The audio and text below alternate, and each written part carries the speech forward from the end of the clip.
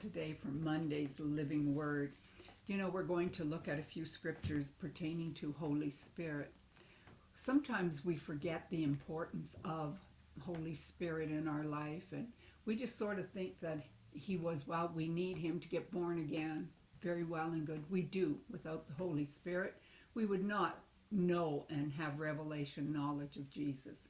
Then, of course, there's the baptism of the Holy Spirit and the evidence of speaking in other tongues, and we rely on Holy Spirit for that.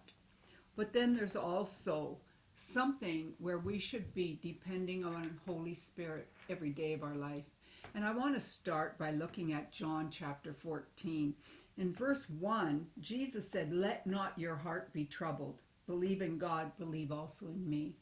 And you know, they're going to face the biggest trial they've ever faced up until that time. Jesus is going to be crucified.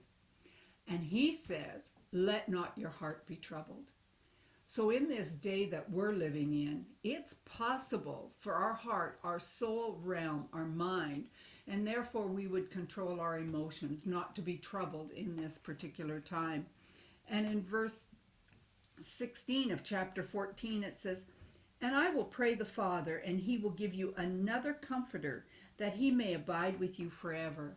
Another comforter. Jesus is telling them, the Father will send someone to comfort you exactly the same way I have comforted you. So all you have to do is read the Gospels and see how Jesus comforted the disciples over and over. And that's what Holy Spirit will do for you. And Jesus said, I'm going to ask the Father to send him, that he will be with you forever. Holy Spirit is not going to leave you. You don't need to ask him to come. You don't need to ask him to be with you. He is with you forever. Then the Spirit of truth, whom the world cannot receive, because it seeth him not, neither knoweth him, but you know him, for he dwells within you and shall be in you. Holy Spirit's in you, dwells in you, and he gives you revelation knowledge of Jesus. I will not leave you comfortless. I will come to you. Jesus is going to come in the person of Holy Spirit.